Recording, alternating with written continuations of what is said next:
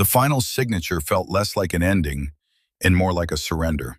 Liam's pen, a simple black rollerball, moved across the thick, cream-colored paper with a steadiness that belied the tremor in his soul. Across the polished mahogany table, his wife, soon to be his ex-wife, Chloe, watched him with an expression of bored triumph. Her lawyer, a man whose suit cost more than Liam's first car, offered a tight, professional smile that didn't reach his eyes. Beside Chloe sat her father, Marcus Thorne, a monument to inherited wealth and unearned confidence. His arms were crossed, his chin was high, and his gaze on Liam was one a man might cast upon a particularly uninteresting insect. The room, a legal conference space on the 40th floor, was designed to convey power. Floor-to-ceiling windows offered a panoramic view of the city Liam had helped to build, one anonymous architectural draft at a time. The air hummed with the quiet, expensive purr of a superior HVAC system. It was a world away from the scent of oil, metal, and sawdust that Liam considered home. Chloe's lawyer began to read from the final asset division summary, his voice a smooth, monotonous drone that listed the spoils of their 8-year marriage. To Ms. Chloe Thorne, henceforth the sole owner, the marital home at 142 Willow Creek Lane, valued at $7.2 million. The complete art collection, appraised at $1.1 million. The contents of the joint investment portfolio, current value $3.4 million. The property in Aspen, the yacht club membership, the Steinway grand piano. The list went on, a litany of their shared life, now itemized and allocated entirely to her. Liam felt the weight of each pronouncement, not as a loss of money, but as a deliberate, systematic erasure of his presence from their history. He had designed the extension on the Willow Creek house. He had chosen half the pieces in that art collection. He had funded the initial investment portfolio with a bonus from his early, more respectable career. It mattered little now. In the narrative constructed by the Thornes and their legal team, he was a failed architect, a financial drain, a man whose only contribution to the marriage was his eventual, convenient departure. Finally, the lawyer reached the end of the list. He cleared his throat, a small, almost apologetic sound. And to Mr. Liam Henderson, his personal effects, clothing, and books, the 2015 sedan, fully paid, and the complete contents of the detached outbuilding designated as the Shed, located on the northwest corner of the Willow Creek property. A silence descended upon the room, thick with humiliation. The Shed. It was the punchline to a joke that had been told at his expense for years. Liam's sanctuary, his workshop, his refuge, reduced to a final, dismissive clause in a divorce settlement. It was a dilapidated structure, paint peeling from its clapboard siding, its windows clouded with age and dust.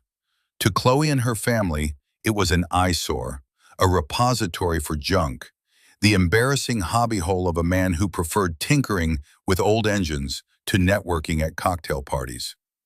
Marcus Thorne leaned forward, the polished mahogany reflecting his smug, condescending face. "Well, Liam," he said, his voice dripping with false magnanimity, "at least she left you your toys. Can't have a man without his hobbies, can we?" Chloe let out a small, sharp laugh, like the tinkle of breaking glass. It was a sound Liam had once found enchanting. Now it was just cruel. Liam didn't rise to the bait. He met Marcus's gaze, his own expression unreadable. He felt a familiar object in his jacket pocket, the worn leather cover of a small, pocket-sized journal. His fingers brushed against its soft, grooved surface. It was his anchor in this storm of contempt. He gave a slow, deliberate nod. "Thank you, Chloe," he said, his voice even and calm. "That's very generous." The sincerity in his tone seemed to momentarily unnerve them. They had expected anger, pleading, or perhaps the defeated slump of a broken man. They had not expected quiet dignity. They mistook it for surrender. They saw a man accepting his meager portion, a failure grateful for scraps. They saw the shed, a worthless, rotting shack filled with greasy tools and rusting metal. They saw junk. They didn't know that standing inside that shed, beneath custom-fitted silk covers, were four meticulously restored classic automobiles. They didn't know that Liam's toys included a 1961 Jaguar E-Type Series 1, a 1957 Mercedes-Benz 300 SL Gullwing, a 1967 Ferrari 275 GTB/4, and a 1955 Porsche 356 Speedster. They didn't know that the junk had been appraised by a specialist firm in London just 3 weeks prior. And they certainly didn't know that the contents of that dilapidated shed were worth a conservative estimate of $3.8 million. Within 24 hours, their world of arrogant certainty would be fractured beyond repair. And it would all begin with the quiet, unassuming arrival of a professional car transport truck.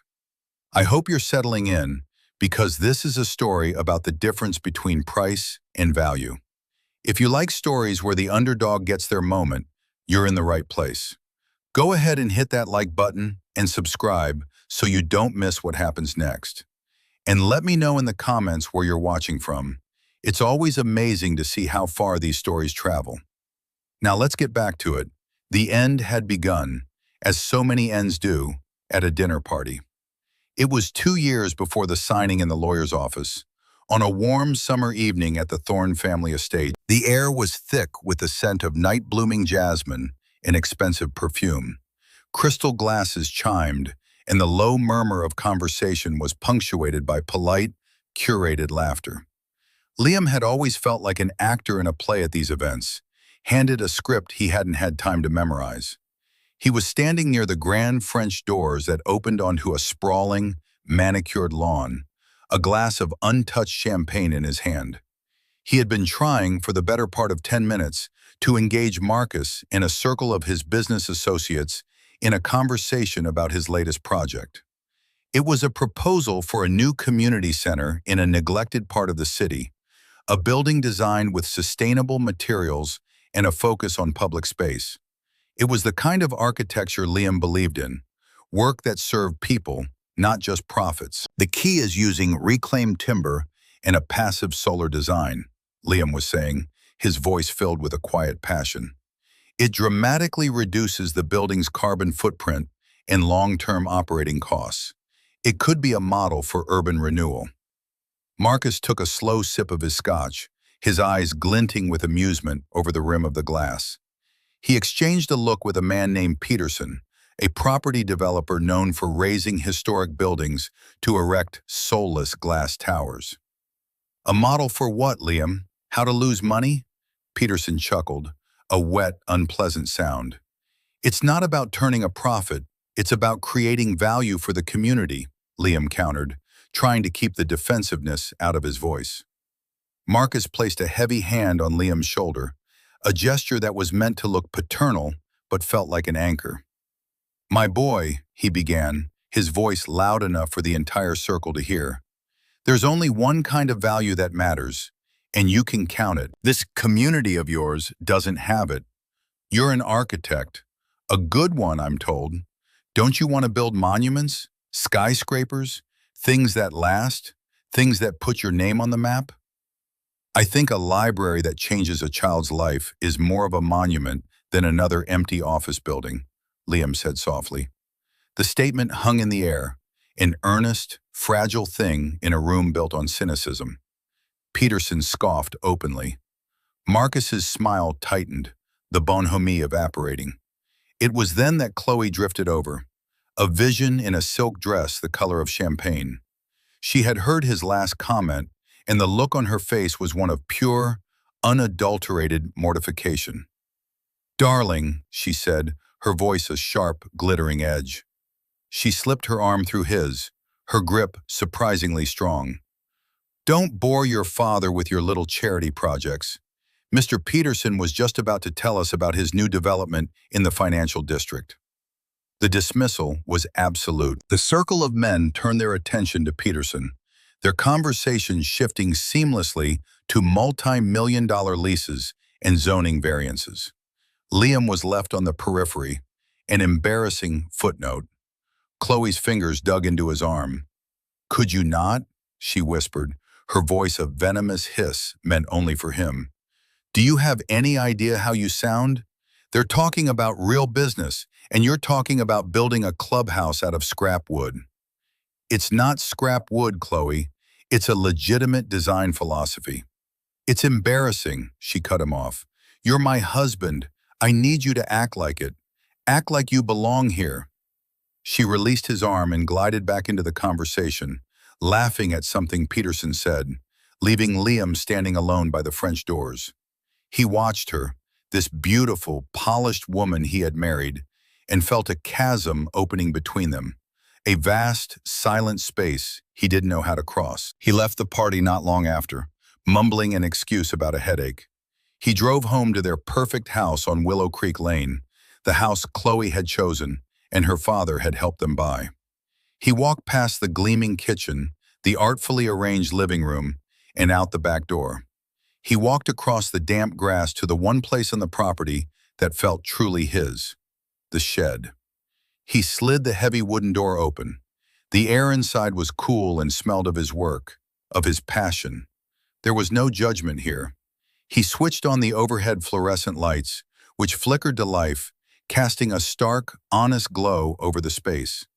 Against the far wall, covered in a simple canvas tarp, was the hulking silhouette of his first project, a 1957 Mercedes-Benz 300 SL.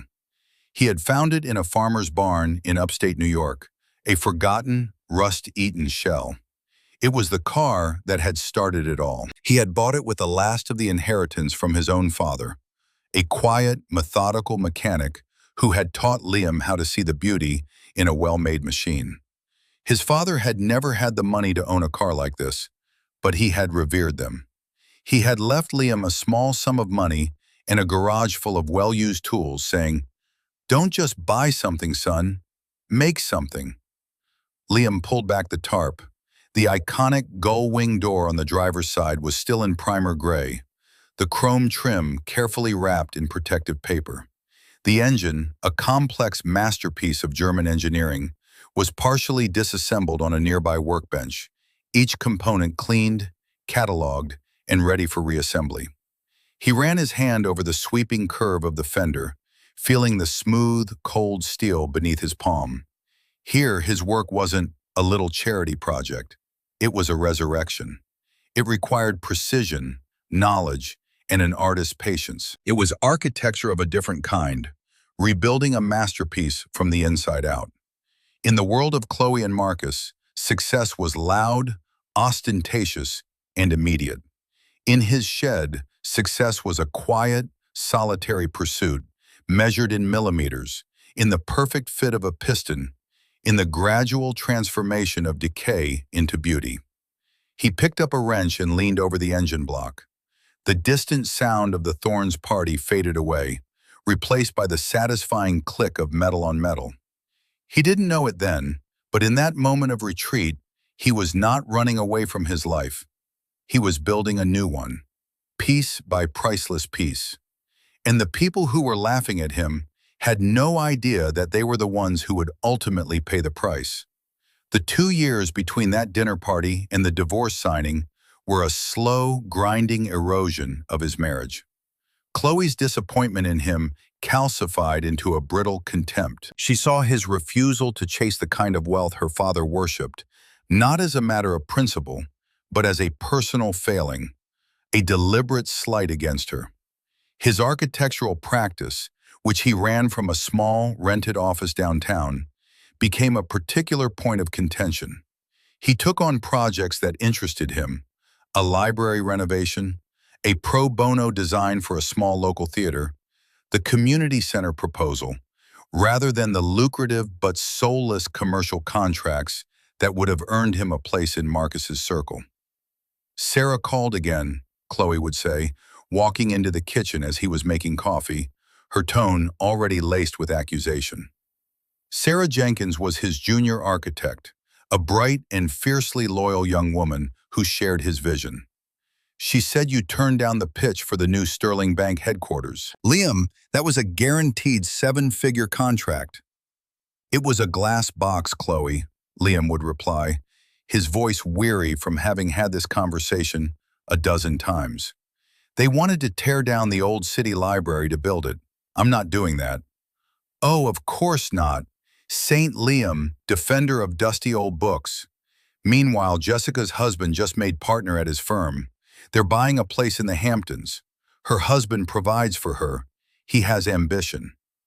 The words hung in the air, a poisoned dart.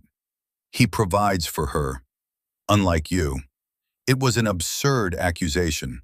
Liam's practice, while not generating the obscene profits of a corporate firm, was successful. It paid their bills, funded their lifestyle, and contributed significantly to the investment portfolio that was now solely hers. But his income was invisible to Chloe because it didn't come with the right kind of prestige. It wasn't the loud, brash success she craved. Worse still, in her eyes, was the money he wasted on the shed. She saw the deliveries of crated parts, the specialized tools, the cans of custom-mixed paint not as investments, but as extravagances. Another big box arrived today, she announced one evening, standing with her arms crossed at the entrance to the shed. Liam was carefully wet sanding the primer on the Jaguar E-Type, his hands covered in a fine gray dust. I swear you spend more on this junk than you do on our own home. It's not junk, Chloe, he said, not looking up from his work. The gentle, rhythmic motion of his hand was a form of meditation. It's a project. It's an obsession. A dirty, expensive obsession. This is a multi-million-dollar property, Liam, and we have a scrap heap in the backyard. He finally stopped and looked at her. Her beautiful face was tight with disgust. She was looking at the Jaguar, a car widely considered one of the most beautiful ever made, as if it were a pile of garbage. She saw only the mess, the process. She had no eye for the potential, for the form emerging from the chaos. It was, he realized with a pang of sadness, how she saw him too. What she didn't see, and what he never told her, was the other side of his obsession, his secret life. Under the online pseudonym Vintago, Liam was a respected figure in the rarefied world of classic car restoration. He participated in exclusive forums, consulted with renowned mechanics and historians, and sourced parts from a global network of collectors. His shed, with its humble exterior, was equipped with state-of-the-art diagnostic tools and a professional-grade paint booth he had built himself. And it was profitable. 2 years earlier, before the Mercedes, he had restored a far more modest car, an Alfa Romeo Giulietta Spider. He'd done it for the love of the process, but when he was finished, an offer had come through from a collector in Germany. The sale had netted him over $100,000. That money had never touched their joint accounts. It became his seed capital, the secret fund that paid for the Mercedes, the Ferrari, the Jaguar, and the Porsche. It was all meticulously documented in his small leather journal. Every purchase, every sale, every wire transfer from a Swiss holding company he had established for this very purpose. His failed architectural consultancy was in fact turning a tidy profit, but the real money, the life-changing money, was being quietly generated in the shed she so despised. One Tuesday morning, he was in the kitchen, sketching on a notepad, when Chloe walked in, holding a glossy brochure. "I've been talking to the landscape architect," she announced, her voice bright with an enthusiasm he hadn't heard in months. "We're going to put in a tennis court." Liam looked up from his sketch. "A tennis court? Where?" She smiled, a wide, predatory smile. "Where the shed is, of course. We'll demolish that rotten old thing, level the ground. It will be perfect. It'll add so much value to the property." There it was again, value, a word she used as a weapon. Liam put his pencil down. He looked at her, at the brochure depicting a pristine green court populated by smiling, athletic people in crisp white outfits. He saw the future she was planning, a future that had no room for him, No room for his work, no room for his soul. No, he said. The word was quiet, but it landed in the sun-drenched kitchen with the force of a slammed door. Chloe's smile vanished. What do you mean, no? I mean, no. We're not tearing down the shed. She stared at him, her eyes wide with disbelief, as if her pet had just spoken to her in perfect English. You can't be serious. It's a shed, Liam. An eyesore. I've hated it for years. And I've told you for years that it's important to me, he said, his voice remaining level. The answer is no. Her disbelief curdled into rage. It was a storm that had been building for years, and the dam finally broke. Important to you? Your junk is important to you? More important than me? More important than our life, our future, our standing in the community? I am married to a man who lives in a shed with his junk, she shrieked, her voice cracking. I host parties where my friends talk about their husband's latest mergers, and my husband is in the backyard covered in grease, playing with his rusty toys. That's not what it is, and you know it. I know that I am done, she screamed, her face flushed, her hands clenched into fists. I am done being embarrassed by you. I am done with your pathetic little projects and your complete lack of ambition. I want a partner, Liam, not a hobbyist. I'm filing for divorce. She threw the brochure onto the table. It slid across the polished wood and came to rest beside his sketchbook. A pristine tennis court next to a detailed drawing of a vintage Ferrari carburetor. Two different worlds, two irreconcilable visions of what a life should be. Liam looked at her, at the tears of rage and frustration streaming down her face. He felt a profound, aching sadness, but no surprise. He had known this was coming. And in that moment, a strange, cold clarity washed over him. He knew he could fight her. He could hire lawyers, drag out the battle, argue over every asset, every percentage point. He could prove his financial contributions, expose her narrative as a lie. But he also knew what that would entail. It would mean opening up his life, his secret work, to the brutal, invasive scrutiny of the legal system. It would mean exposing the cars. The shed and its contents would become a marital asset to be appraised, divided, and fought over. They would take his sanctuary and turn it into a battlefield. They would take his passion and put a price tag on it, then try to take half. He looked from her furious face to the brochure, then to his own drawings, and he made a decision. He would not fight. He would not reveal his hand. He would let her think she had won. He would let her take the house, the art, the money. He would let her have her victory. All he needed, all he truly wanted, was the one thing she considered worthless. He would protect his treasure by letting her believe it was junk. Okay, he said softly. Chloe, who had been gearing up for another volley of insults, stopped short. Okay? That's all you have to say? Okay? Yes, he said, his gaze steady. Okay. Because he knew that her victory would be hollow, and his defeat would be the most profitable loss he had ever taken. The weeks that followed Chloe's declaration were a masterclass in quiet efficiency. Liam moved out of their shared bedroom and into the guest room, creating a silent truce within the walls of the house. They communicated through clipped, polite sentences, or more often, through their lawyers. Chloe, energized by her decision, was a whirlwind of activity, meeting with designers to plan her new, Liam-free life, while her legal team drew up the divorce settlement. It was, as her father Marcus had insisted, designed to be quick, brutal, and absolute. They offered Liam a settlement so one-sided it was insulting, confident that he lacked the resources and the will to fight back. Liam's lawyer, a quiet, older man named David Chen, whom Liam had hired on the recommendation of a trusted colleague, was aghast. "This is punitive, Liam," David had said, sliding the document across his desk. "They're leaving you with practically nothing. We can fight this. We can demand a full financial disclosure, forensic accounting." "No," Liam said firmly, "just make one change." He pointed to the section on property. The house, the accounts, she can have all of it. I just want the shed. The building and its contents, free and clear. Make sure the language is specific. The complete contents of the detached outbuilding. That's all I want. David had stared at him, baffled. Liam, the shed is a teardown.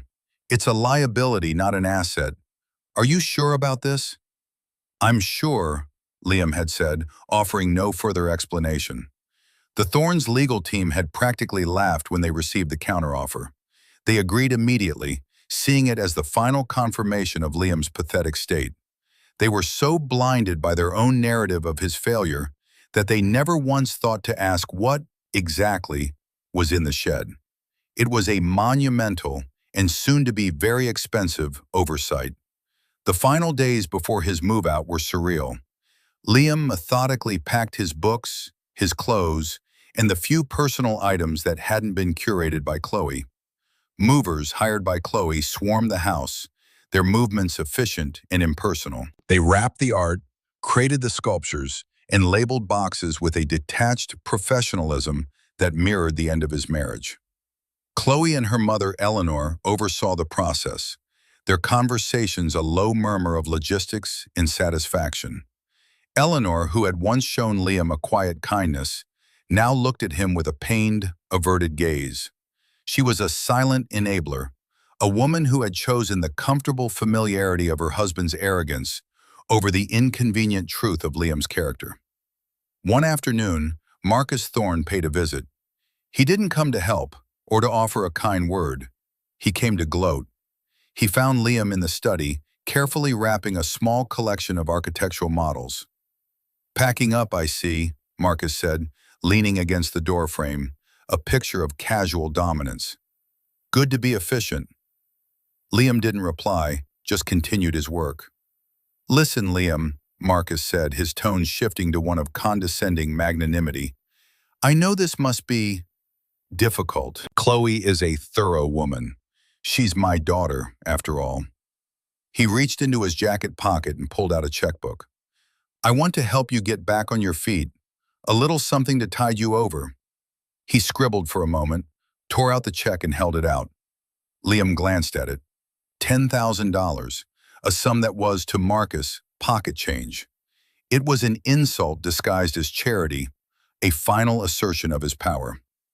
"No thank you, Marcus," Liam said politely, not taking the check. "I'll be fine." Marcus's jaw tightened. He was offended by the refusal. It was a disruption of the established order. The vanquished was supposed to accept the victor's crumbs. "Don't be proud, son. There's no shame in accepting help when you're in your situation." "I'm not proud," Liam said, finally looking up and meeting his father-in-law's gaze.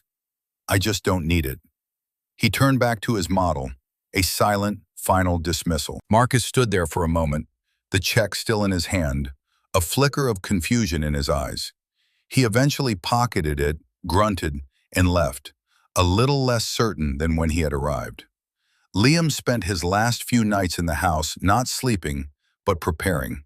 While the main house was a hive of activity, the shed remained his silent, untouched sanctuary. Under the bright, clean lights, he performed the final rituals.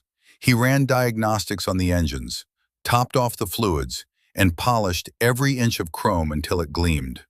He updated his leather journal with final notes, then photographed each car from every angle, documenting their pristine condition.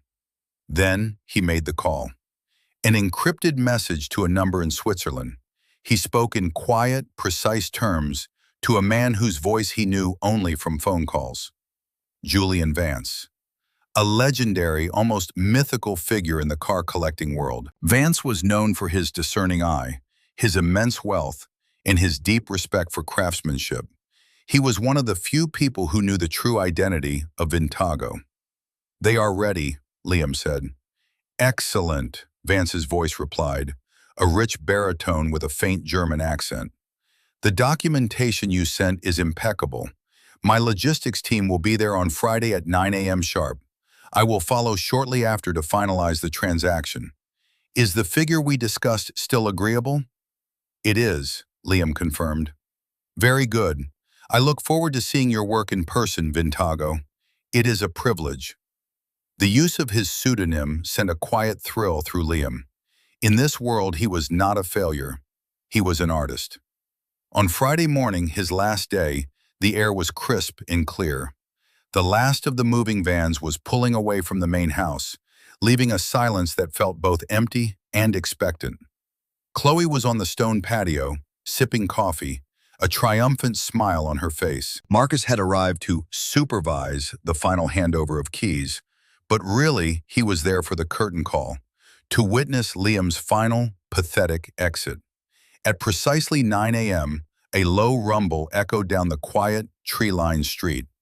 It grew louder, and then a vehicle of immense size turned into the long, curved driveway. It was not a moving van. It was a massive, sleek, unmarked 18-wheeler, a custom-built, climate-controlled automotive transporter, the kind used to move priceless machines to auctions at Pebble Beach or Villa d'Este.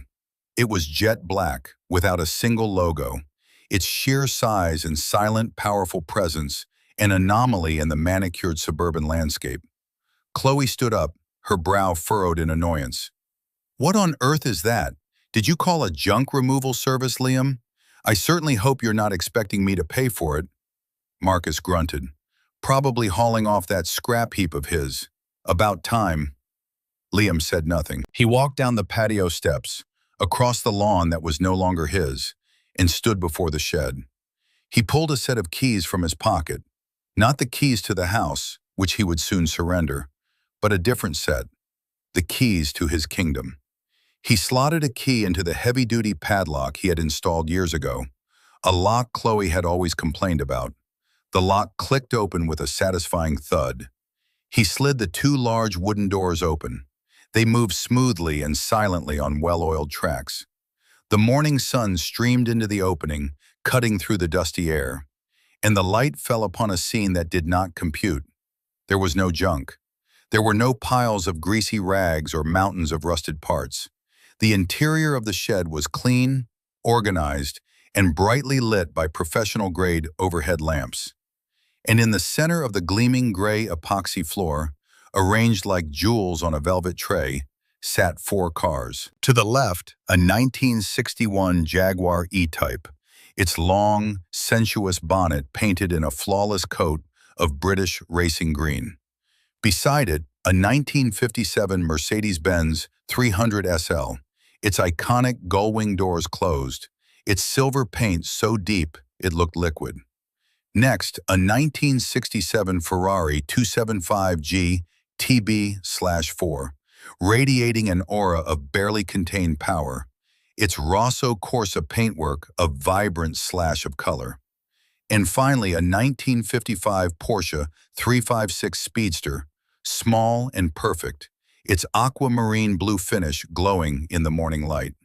They were not cars, they were sculptures, they were legends, and they were perfect. On the patio, Chloe's coffee cup slipped from her fingers. It shattered on the flagstones, the sound unnaturally loud in the sudden, absolute silence.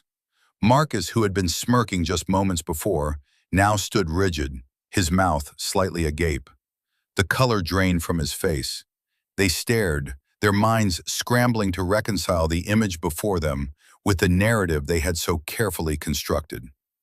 This was not a scrap heap. This was not junk. This was impossible. Liam stood by the open door, calm and composed amidst the wreckage of their assumptions. The driver of the transport truck, a man in a crisp black uniform, walked over and nodded to him respectfully. "Mr. Henderson, we're ready to begin loading when you are." Liam nodded back. "Thank you. We're just waiting for one more person to arrive." As if on cue, another sound joined the quiet morning, the high-tech, aggressive snarl of a modern supercar. A moment later, a matte gray McLaren 720S whispered up the driveway, its dihedral doors opening upwards like the wings of an alien insect. A man emerged. He was in his late 60s, with silver hair and an impeccably tailored casual jacket. He radiated an aura of understated, absolute wealth. This was Julian Vance. He walked past the stunned figures of Chloe and Marcus as if they were garden statues, his eyes fixed on the open shed. He approached Liam, a warm, genuine smile on his face, and extended a hand. "Vintago," he said, his voice rich with admiration. "It is an even greater pleasure than I imagined. Your photographs did not do them justice." "Julian," Liam replied, shaking his hand, "I'm glad you approve." "Approve?" Vance let out a soft chuckle. He walked into the shed, his movements slow and reverent. He circled the Mercedes, his fingertips hovering just above the paint, not daring to touch. "My friend, this is not a restoration. This is a reincarnation. The panel gaps on this gull wing are better than when it left the factory in 1957. He moved to the Ferrari. "And the 275.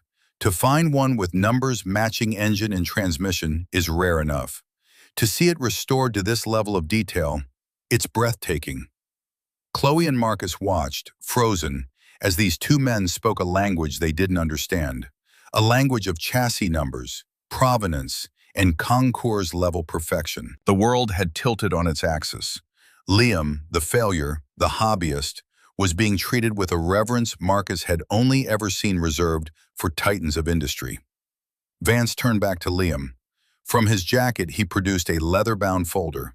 He opened it to reveal a multi-page contract. "My team has reviewed all the documentation. The provenance is flawless. The wire transfer for the initial deposit was made this morning. This document finalizes the sale." He uncapped a heavy fountain pen and pointed to a line at the bottom of the page. "The final figure, as we discussed, 3.8 million. He signed his name with a flourish. The number echoed in the quiet air. 3.8 million. It was a number beyond their comprehension in this context. It was a number that shattered their reality.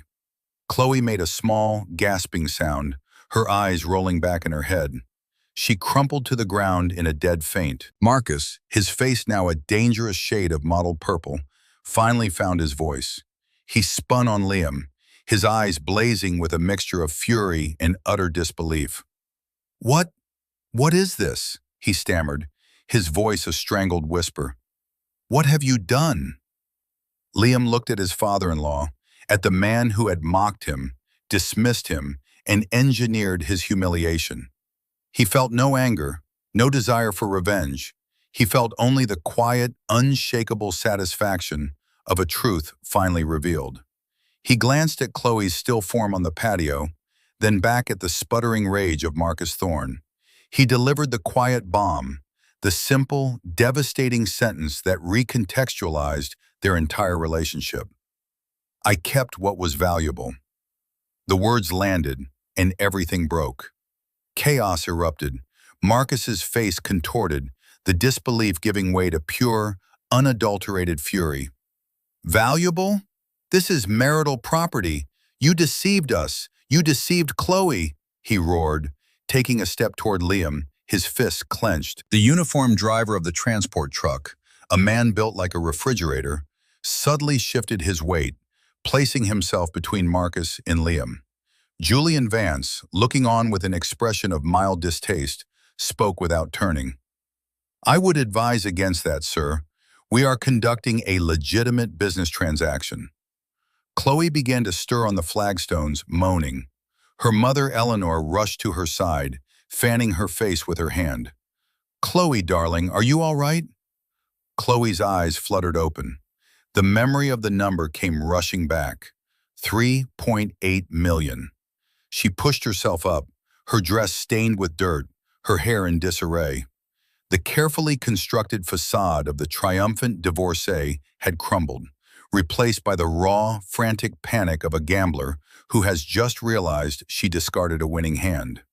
"It's mine!" she shrieked, scrambling to her feet and pointing a trembling finger at the shed. "That's my property. The shed is on my land. It's all mine. He tricked me." She pulled out her phone, her fingers fumbling with the screen. "I'm calling my lawyer. This is fraud." Liam remained perfectly still, an island of calm in the hurricane of their hysteria. He had anticipated this. He had prepared for it. He nodded to the transport driver, who began to methodically lay out the ramps to the truck. A few minutes later, Chloe's lawyer, the man with the expensive suit, arrived, his car screeching to a halt in the driveway. He had clearly been roused from a leisurely Friday morning. He ran toward the patio, straightening his tie, his face a mask of confusion. "What's going on? Chloe, what's this about fraud?" "He hid them," she cried, grabbing the lawyer's arm. "Those cars, they're worth millions. He hid them from me, and you let him take them." The lawyer looked from Chloe's hysterical face to the open shed, his professional composure finally cracking. He saw the cars, saw Julian Vance holding the contract, and his eyes widened in horror. He understood immediately the magnitude of his own failure. He had been so caught up in the Thorns' narrative of Liam's worthlessness that he, too, had dismissed the shed as junk. He had drafted the very document that was now being used against his client.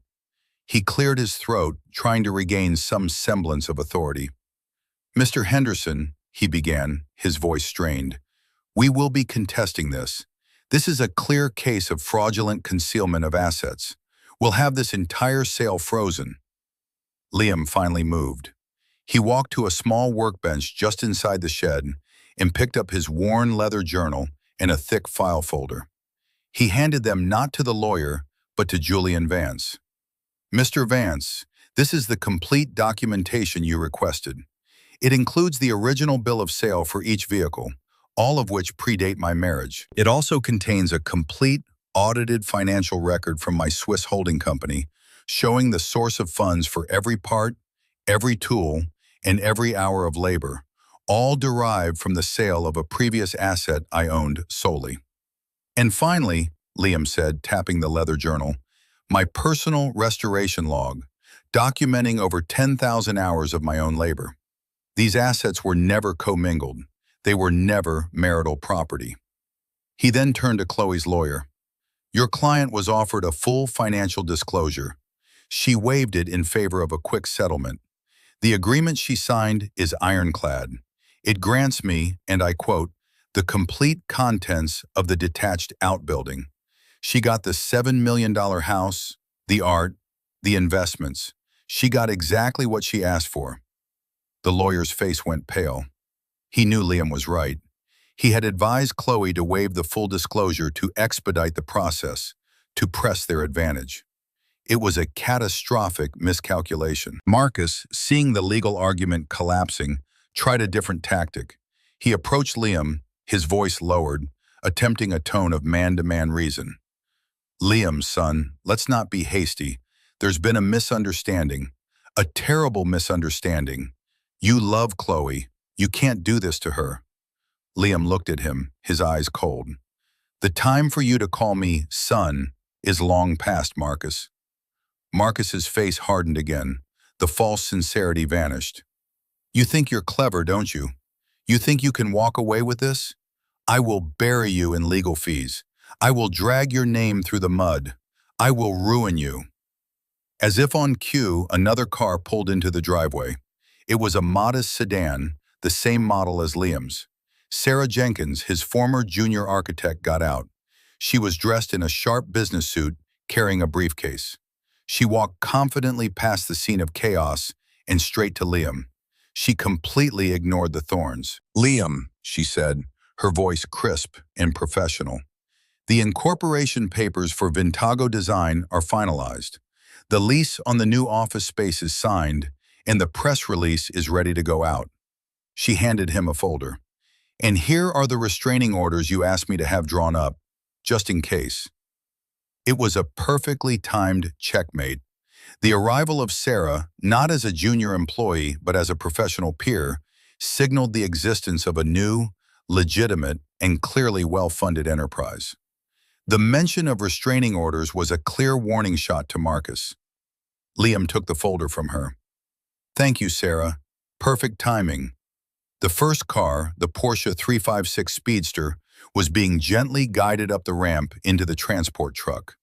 The sight of it, the first piece of his treasure being taken away, finally broke Chloe. "Liam, please!" she cried, her voice raw with desperation. The anger was gone, replaced by a pleading that was painful to witness. Don't do this. We can fix this. I love you. I didn't mean it. It was my father. He pushed me. She started toward him, her hands outstretched. Liam simply held up a hand, stopping her in her tracks. He looked at her, at the woman he had once loved, now a stranger contorted by greed and regret. The most valuable thing we had, Chloe, was trust, he said, his voice quiet but carrying across the driveway. And you demolished it to build a tennis court. He turned his back on her, on all of them, and gestured to the driver. Let's load the rest. The weeks that followed the confrontation were a study in diverging fortunes. The story of Chloe Thorne's catastrophic divorce settlement spread through their elite social circles like wildfire, whispered over cocktails at country clubs, and dissected during charity luncheons. It was a tale of hubris and miscalculation, and the Thornes, who had built their identity on an image of shrewdness and success, became figures of ridicule. Liam, meanwhile, disappeared from their world, only to re-emerge in a completely new sphere. The sale of the car collection was finalized without a hitch. Marcus's threats of legal action had been empty bluster, as his own lawyers advised him that any court case would only publicize their own negligence and Liam's airtight documentation. The $3.8 million, minus a commission for Vance's brokerage, landed in Liam's Swiss account, a silent, staggering testament to his secret success. He did not buy a sprawling mansion or a fleet of new supercars. That was their way, not his. Instead, he leased a stunning, minimalist penthouse apartment in a new, architecturally significant building downtown, a building he had once admired from afar. Its floor-to-ceiling windows offered a breathtaking view of the city, a constant reminder of the world he wanted to help shape. His new company, Vintago Design, was an immediate and resounding success. The press release Sarah had prepared was picked up by architectural journals and luxury lifestyle magazines. The story was irresistible. The master restorer Vintago, emerging from anonymity to launch a bespoke design firm specializing in creating unique spaces for discerning collectors. It was a narrative of authenticity and passion, a stark contrast to the sterile corporate architecture he had rejected. Commissions poured in. Collectors who had admired his work online for years now clamored for him to design their galleries, their high-tech garages, their private showrooms. He hired Sarah as his full partner, and together they built a small, dedicated team. His days were once again filled with design, but now it was on his own terms, guided by his own principles. He was building monuments, after all, not of glass and steel, but of passion and artistry. Meanwhile, the grand house on Willow Creek Lane began to feel less like a palace and more like a prison for Chloe. The silence within its cavernous rooms was deafening. The art on the walls seemed to mock her. The victory she had celebrated so fiercely now tasted like ash. Her friends, once a source of validation, became a jury. Their polite inquiries about how she was doing were laced with a morbid curiosity she could feel in her bones. Some of them, the wives of the very men whose success she had once thrown in Liam's face, even expressed a grudging admiration for her ex-husband. "He really pulled one over on you, didn't he?" one had remarked, a cruel little smile playing on her lips. Broken and increasingly isolated, Chloe tried to reach out. She called Liam's phone, but it went straight to a new, unfamiliar voicemail. She sent long, rambling emails, alternating between tearful apologies and bitter accusations. They went unanswered.